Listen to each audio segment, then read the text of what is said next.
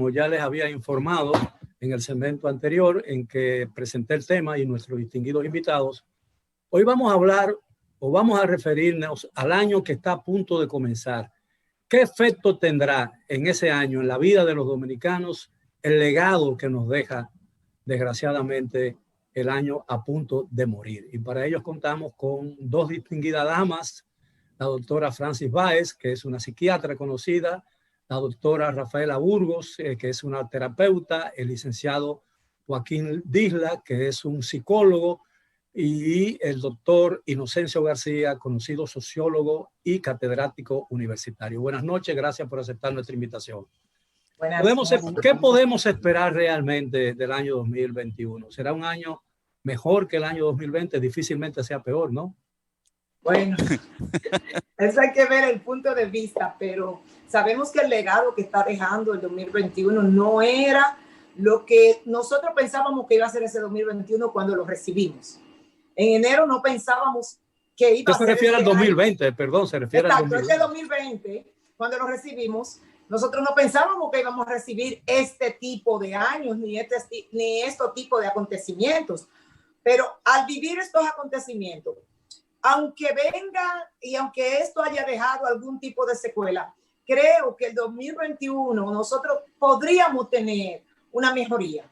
¿Por qué podríamos tener una mejoría? Porque el ser humano es adaptable. Entonces va a haber una adaptabilidad a saber que estamos en una pandemia, que estamos viviendo en una pandemia, aunque aparezcan los remanentes de algunas u otras cosas, pero estaremos más adaptados, diría yo, a lo que es ya...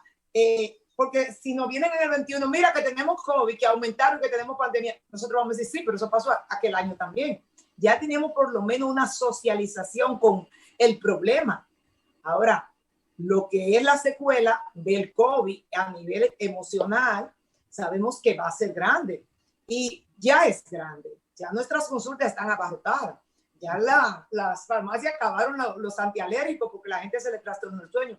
Pero verdaderamente, lo que viene ya en el 21, para mí, es una adaptación del problema que tenemos. Es una aceptación de él y luego buscar una resolución. Esa es mi forma de percibirlo como una profesional de la salud mental. Bien, yo aprendí desde pequeño que las mujeres van primero, que las damas van primero. Ah, así sí. que... que me toca. Muy bien, estoy de acuerdo con la doctora que hemos aprendido a adaptarnos porque hemos tenido que sacar recursos que a lo mejor no sabíamos ni que teníamos. Y eso va a ser parte de lo positivo que vamos a tener en el año próximo. En todos los ambientes, en todos los renglones, en términos de convivencia, en términos económicos, en términos de resolver situaciones que antes nos parecían imposibles. Por ejemplo, hemos incorporado el uso de la tecnología en la escuela y en el trabajo, y eso probablemente se va a quedar y va a mejorar. Y esos son elementos que mejoran las condiciones bien utilizados.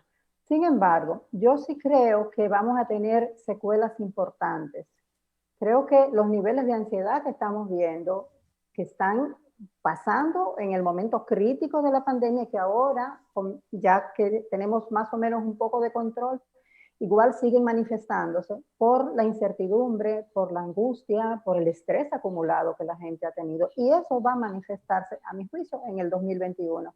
O sea, va a haber secuelas de ese estrés crónico que la gente está experimentando.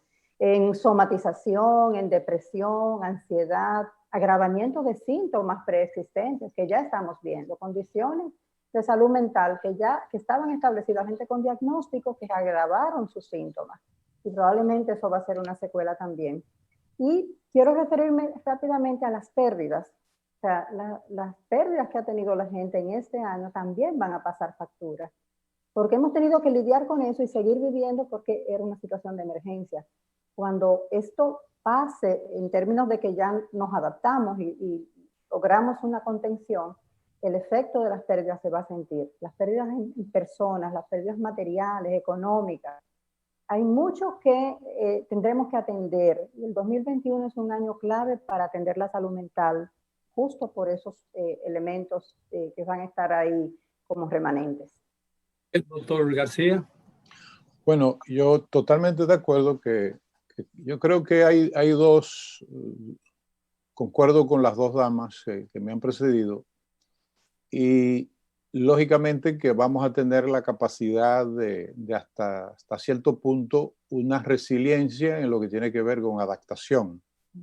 Pero creo que concuerdo también con la doctora Burgos en el sentido de que van a haber unos impactos. O sea, ya lo estamos teniendo, los impactos, y no solamente, es decir, nosotros formamos parte de América Latina, y en América Latina la CEPAL ya está señalando para este año, cuando finalice este año 2020, alrededor de 37,5 millones de personas se van a agregar, que son un 37,5% de pobreza. Eso representa 231 millones de la región y son 45 millones adicionales de lo que teníamos el año pasado. Y en el caso nuestro, el Programa de las Naciones Unidas para el Desarrollo, el PNUD, desarrolla unas encuestas periódicas que le denominan la Red Actúa, y en lo que señalaban las doctoras, por ejemplo, doy un dato en materia de lo que tiene que ver con salud mental. Es una encuesta de 6.359 muestras. ¿Nivel regional? No, esto ya en el caso dominicano. En el caso dominicano, el Programa de las Naciones Unidas local está realizando encuestas periódicas, y ya va por la segunda encuesta. Esta fue la última en el mes de octubre. ¿Y cuáles son los datos para hablar de las secuelas de que hablaron las doctoras? Por ejemplo, en materia de salud mental, en tiempos de COVID, estamos hablando de hogares, de una muestra de 6.359. Ellos le dividieron una muestra de 5.710 de encuestas probabilísticas y 649 intencionadas. Y por ejemplo, en salud mental se arrojó un dato de 15.4% de hogares que fueron consultados, que fueron encuestados, indicaron que tienen problemas de depresión. Un 6.9 ha sufrido tensiones en el hogar, y 3.1 ha excedido el consumo de alcohol. En el caso, por ejemplo, estas son parte de las secuelas, en el impacto del COVID en hogares de mujeres jefas de hogar, el impacto de pérdida de empleo en mujeres jefas de hogar fue de un 12% de pérdida de empleo permanente. Y estamos hablando que esos son los hogares de mayores vulnerabilidad en el conjunto de hogares de mujeres. Pero esas pruebas fueron piloto. Esas pruebas fueron piloto, ¿verdad que sí? Bueno, ellos la dividen, como lo he señalado. Sí, por regiones, pero es que el alcohol, el índice, me dio muy bajo, porque en lo que nosotros podemos ver en nuestra práctica médica y en lo que uno pudo tantear, ejemplo, yo no me retiré, yo seguí trabajando pandemia completa. Y las cosas que yo vi en el hospital, yo nunca la había visto. Yo dije, no, se devolvió la salud mental, por lo menos se triplicó. Se triplicaron todos los casos. Y yo misma hice un sondeo porque yo no dejaba la calle. Y yo me di cuenta que cuando usted iba a un supermercado, el área de dulces y el área de alcohol se acababa todo. Se quedaban los estantes vacíos. Entonces, ¿por qué el área de dulce? Estoy intrigado. ¿Por qué el área de dulce? Porque es gratificación. La gente buscaba gratificación. Es gratificación cerebral. Claro, estamos pasando por el momento de cómo y maneja la ansiedad. Y se maneja entonces el COVID va a dejar más diabético, supongo. Claro. Más diabético y más obeso. Si nos damos cuenta y hacemos un estudio, si se hiciera un estudio a nivel endocrinológico, vamos a darnos cuenta que hay pacientes actualmente más obesos. Todo el mundo cambió de size. El que estuvo trancado en su casa cambió de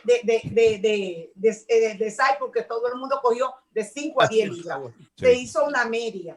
Entonces, y ustedes lo saben porque cada quien vivimos y hemos visto. Fulano, pero, yo lo vi, pero qué gordo está. Pero no que gordo está, es que fulano no fue a hacer ejercicio.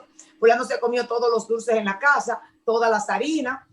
Tuvimos una vida muy ósea cuando tuvimos esta cuarentena que nos cerró todo, que ya no salíamos.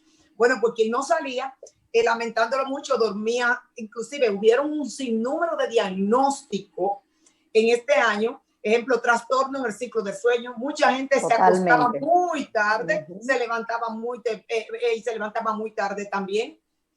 Mucha gente estaba también tomando violencia, alcohol. Doctora, aumentó. La violencia intrafamiliar, de madre a hijo, de hijo a madre, de padre pareja, en la pareja, la violencia en la pareja. Increíble. Antes del COVID, el dulce era para alegrar un hogar.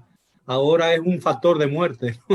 Bueno. No, el problema es, don Miguel, es que usted no estaba en la casa el día entero. El día entero uno no tenía este personaje encima de uno pidiendo, o en el medio, que tú quieres moverte y realizar quizás hasta la limpieza de la casa, normalmente como tú lo haces, pero como él está ahí, no puede tirar el agua, no puede. Es como que no hubo el espacio. Al nosotros no prepararnos para esto, y nadie se preparó porque fue algo que nos llegó al mundo de sorpresa, nosotros no nos preparamos mentalmente para tener ese tiempo tan ocupado y compartir ese espacio tantas veces o tantas horas como lo hacíamos como costumbre. ¿Entiendes? Entonces todo eso choca. A usted quizá la comida le olía y el sazón le olía y usted decía, pero esta comida huele o esto. Y ya es un comentario, eso es algo que se agrega a la dinámica de familia. Vamos a escuchar al licenciado Disla. Adelante. Sí, yo estoy de acuerdo con todo lo que han dicho las colegas y el doctor García. Yo me he movido, sobre todo con los pacientes que yo he estado caminando, bajo 3 criterios. Número 1, entender la crisis desde el concepto que plantea. Crisis es lo que tiene que morir no termina de morir y lo que tiene que nacer no termina de nacer. Entonces nosotros estamos en eso, en el 20, y parte del 21, posiblemente una gran parte de los meses del 21 vamos a estar eso, es decir, esperando que el COVID prácticamente desaparezca. Lo que tiene que morir, pero no termina de morir. Y lo que tiene que nacer, que son las vacunas y todos los medicamentos, no termina. Entonces, eso genera una etapa de transición y eso es lo que genera mucha confusión y el uno no tener seguridad. Y eso es crisis. Yo creo que eso nos va a seguir acompañando durante el 21. La otra cosa que yo he... la otra cosa hay un elemento... Dime. Siga, continúe. La otra cosa que quería decir es, yo escribí un artículo, más o menos, si mal no recuerdo, en mayo, que lo titulé "El que esté libre de ansiedad, que lance la primera piedra". Y yo le digo a las personas que camino con ella, y si tú me preguntas si yo estoy ansioso, y yo te digo que no, te estoy mintiendo, porque ¿cómo no voy a generar ansiedad en medio de la situación que están viviendo? Entonces, no estoy ansioso, pero si me sigue hablando te ahorco, ¿no? Entonces yo lo que le digo es, el problema no es que estés ansioso, sino que hay que ver el grado de ansiedad como tú lo estás manejando. Pero de verdad, Miguel, el que me diga que no está ansioso, es que yo le digo, usted no está siendo realista.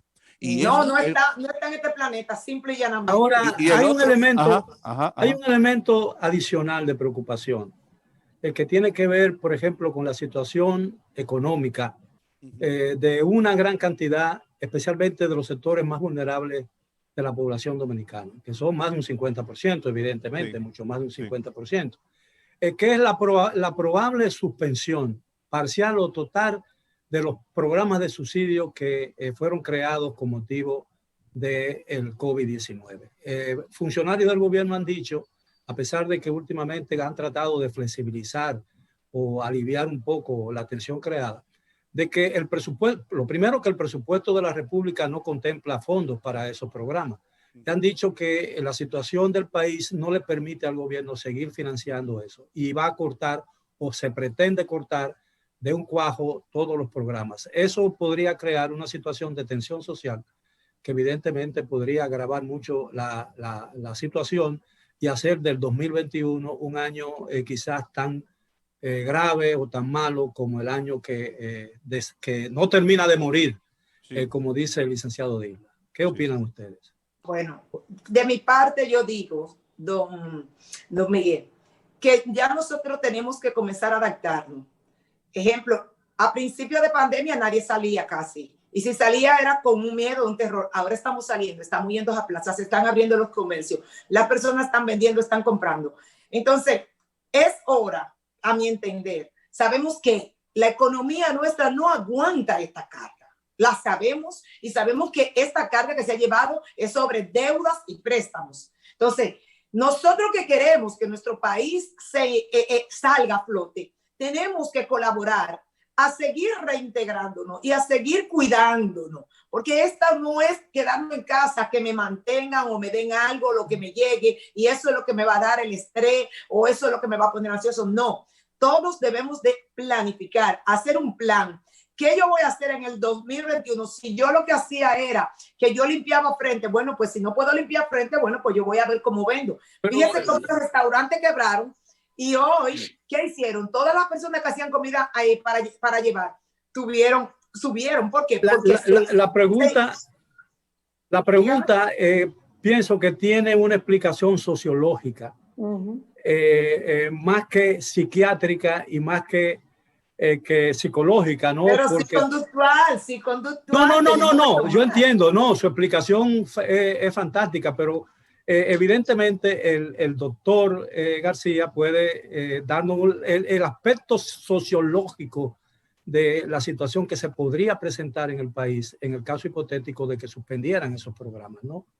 Hoy, inclusive, no solamente desde el punto de vista social, sino en lo que tiene que ver probable inestabilidad política en el caso de que el gobierno finalmente, que creo que no lo va a hacer, pueda o tenga la intención de eliminar los programas de ayuda en el contexto de esta pandemia, de esta crisis sanitaria, económica y social que tenemos.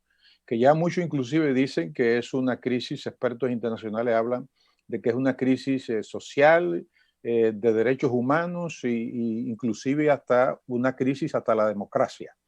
Bueno, pues miren, en el caso nuestro, siempre las encuestas son proyecciones, ¿no?, del momento.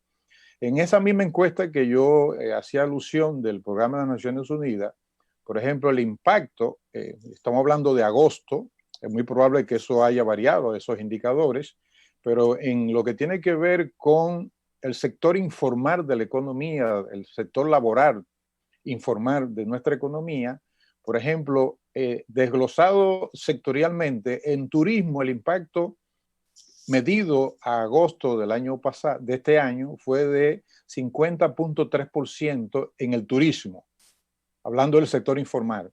Construcción 83.3%, comercio 62.7% y otros servicios 60.1%.